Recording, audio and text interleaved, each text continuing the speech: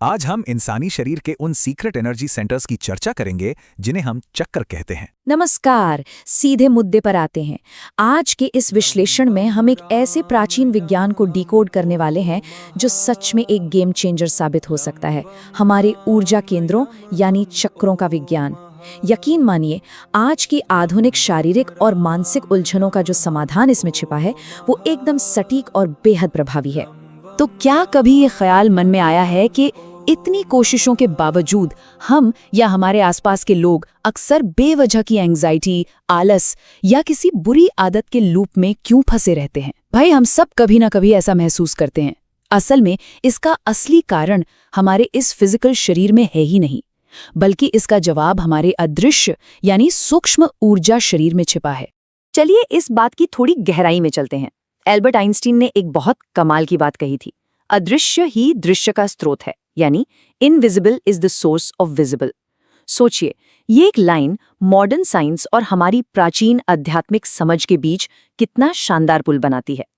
मतलब, जो हमें दिखाई नहीं दे रहा है ना, असल में वही पर्दे के पीछे से सब कुछ कंट्रोल कर रहा है। तो आज हम इस विषय को कैसे समझने वाले हैं? बहुत आसान है। सबसे पहले इस अदृश्य ऊर्जा शरीर को डिकोड करेंगे। उसके बाद हमारे फाउंडेशन यानी मूलाधार और स्वाधिष्ठान चक्र पर बात होगी। फिर हम पावर, फेम और भावनाओं के केंद्रों को समझेंगे। इसके बाद कुंडलिनी और हमारे हायर यानी उच्च चक्रों का रहस्य जानेंगे। और आखिर में जो सबसे जरूरी है, इसे डेली लाइफ में एक्टिवेट करने के एकदम प्रैक्टिकल स्टेप्स पर बात करेंगे।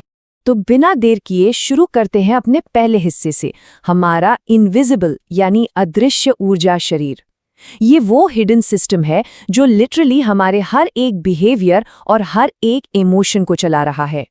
अब इस बात पर गौर कीजिएगा, जो शरीर शीशे में दिखाई देता है, जिस पर इतना ध्यान दिया जाता है, वो हमारे पूरे अस्तित्व का सिर्फ और सिर्फ 1% है। जी हाँ, केवल 1%।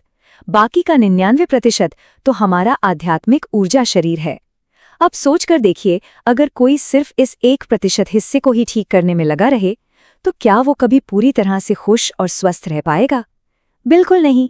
और मजे की बात यह है कि आज का एडवांस विज्ञान भी किडलियन फोटोग्राफी के जरिए इसे साबित कर चुका है।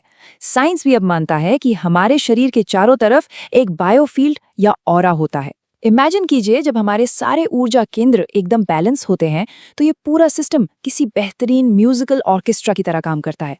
कोई शोर नहीं, बस शानदार संगीत। और इसी से इम्यूनिटी और पॉजिटिविटी दोनों एक अलग ही लेवल पर पहुंच जाती हैं। और ये ऑर्केस्ट्रा वाला उदाहरण हमें बिल्कुल सही जगह ले आता है कि आखिर ये चक्र भला क्या है। देखिए, हमारे शरीर में 72,000 नाड़ियां यानी एनर्जी चैनल्स हैं। अब जहां पर ये सारी ऊर्जा रेखाएं एक दूसरे से मिलती हैं, क्रॉस होती हैं, उन्हीं पॉइंट्स को चक्र कहा जाता है। इसे ऐसे समझिए कि ये वो कनेक्शन पॉइंट्स हैं जहां हमारी आत्मा की इनविजिबल एनर्जी हमारे फिजिकल शरीर में प्लग इन होती है, बिल्कुल वैसे ही जैसे बिजली से पंखे की मोटर चलती है। तो आसान भाषा में कहें तो ये हमारे शरीर के इनबिल्ट चार्जिंग पॉइंट्स हैं। चलिए अब इस पूरी बिल्डिंग की नींव को समझते हैं, मूलाधार और स्वाधिष्ठान चक्र। ये जानकर शायद हैरानी हो कि आज के समय की जो सबसे बड़ी दिक्कतें हैं ना, जैसे हर वक्त का डर, काम टालने वाला आलस या किसी भी तरह का एडिक्शन, वो सब इन्हीं शुरुआती केंद्रों यानी फाउंडेशन चक्रों में पनपती हैं।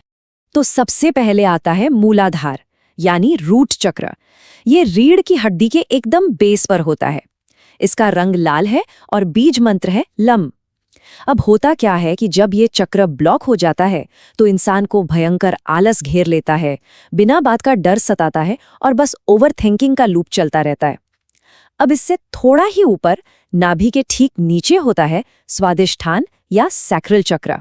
ये नारंगी रंग का है, इसका मंत्र है वम और ये सीधे तौर पर हमारी क्रिएटिविटी और पैशन को ड्राइव करता है। अब यहाँ जो बात सबसे ज्यादा ध्यान देने वाली है वो है इस स्वाधिष्ठान चक्र का इम्बैलेंस होना। आजकल की जो मॉडर्न समस्याएं हैं, जैसे पोर्नोग्राफी का एडिक्शन या किसी बात का गहरा अपराध बोध यानी गिल्ट, ये चीजें सीधे इसी चक्र को ब्लॉक कर देती हैं। इससे हमारी सारी ऊर्जा नीचे की तरफ बहकर बर्बाद होने लगती है।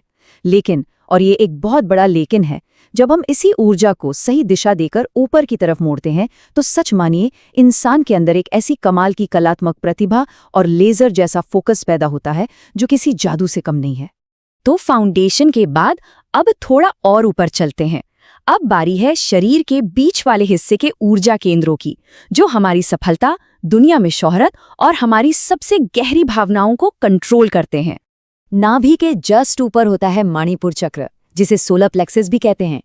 पीले रंग का ये चक्र गजब के आत्मविश्वास, धन और शोहरत का पावर हाउस है। पता है, जितने भी मशहूर एथलीट्स होते हैं या बड़े बड़े बिलियनर्स हैं, उनका यही चक्र सबसे ज्यादा एक्टिव होता है। और फिर इसके ऊपर छाती के बिल्कुल बीचों बीच आता है हरे रंग का अनाहत यानी हार्ट चक्र। ये प्यार, दया और करुणा का सेंटर है। जब ये चक्र बैलेंस में आता है तो इंसान गहरे से गहरे डिप्रेशन और दिल टूटने के दर्द से भी बाहर आ जाता है। इससे हमारा EQ यानी इमोशनल कोशेंट इतना मजबूत हो जाता है कि भावनाओं को बहुत बेहतर तरीके से समझा जा सकता है। चलिए, अब हम इस ऊर्जा प्रणाली के टॉप पर यानी इसके आध्यात्मिक शिखर की तरफ बढ़ रहे हैं। ये वो हिस्सा है जो इंसान की अल्टीमेट पोटेंशियल यानी हम असल में क्या कुछ कर सकते हैं उसे दिखाता है। और यही मुलाकात होती है कुंडलिनी शक्ति से। शायद ये नाम पहले भी सुना हो। तो ये कुंडलिनी असल में है क्या? ये एक सोई हुई कुंडल मारे बैठी एक मात्र ऊर्जा है जो रीढ़ की हड्डी के सबसे निचले हिस्से में आराम कर रही है। लेकिन जब ये ऊर्जा जागती है, ओहो, तो ये तेजी से ऊपर की तरफ उठती है और रास्ते में आने वाले मन के सारे नेगेटिव पैटर्न्स को, सारे मानसिक कचरे को पूरी तरह से धो डालती है। ये एक ऐसा गजब का ट्रांसफॉर्मेशन लाती है जिसकी हम कल्पना भी नहीं कर सकते। अब जरा सोचिए, जब ये कुंडलिनी ऊर्जा ऊपर के इन आखिरी 3 चक्रों तक पहुंचती है तो क्या चमत्कार होते हैं। गले में होता है नीले रंग का विशुद्धि चक्र।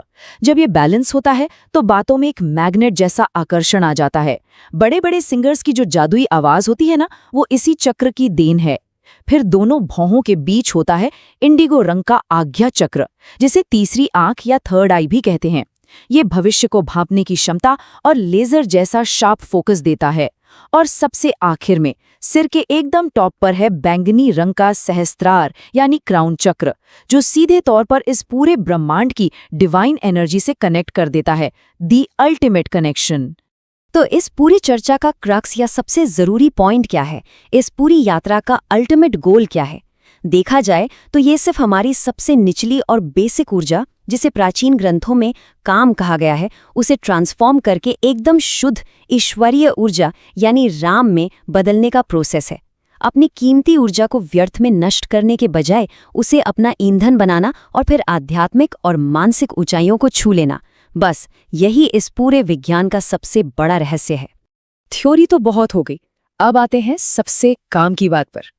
इन सारे भारी भरकम आध्यात्मिक और वैज्ञानिक कॉन्सेप्ट्स को रोजमर्रा की भागदौड़ वाली जिंदगी में कैसे उतारा जा सकता है? चलिए इसके प्रैक्टिकल स्टेप्स देखते हैं। चलिए देखते हैं कि इस ऊर्जा को ऊपर की तरफ शिफ्ट करने का ये मेडिटेशन काम कैसे करता है। ये बहुत आसान है। सबसे पहले स्टेप में मूल बंध लगाना होता है, यानी शरीर के निचले हिस्से की मांसपेशियों को हल्का सा सिकोड़कर अंदर की तरफ खींचना होता है।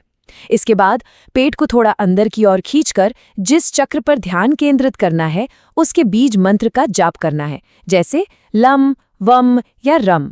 और अगर इसके साथ साथ मन में कोई स्ट्रॉन्ग पॉजिटिव अफर्मेशन या विचार दोहराया जाए तो मानकर चलिए कि ये प्रोसेस 100 गुना ज्यादा पावरफुल हो जाता है।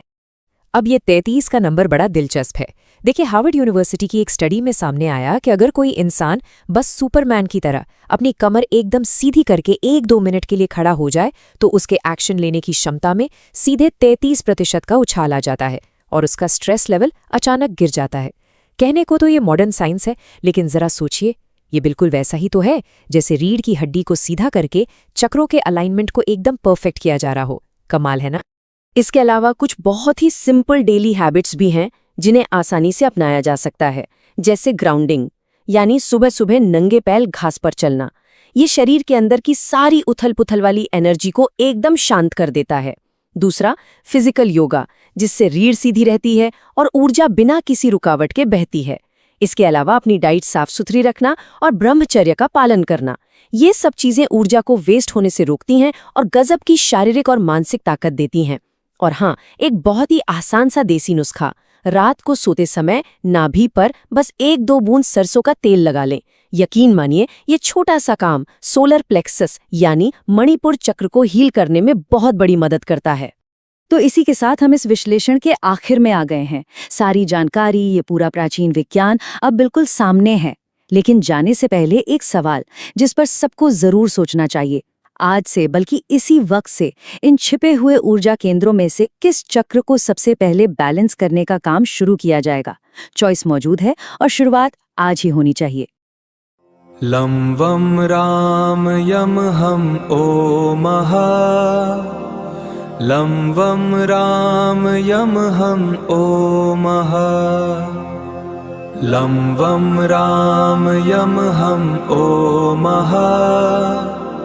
लं वं राम यम हम ओमः।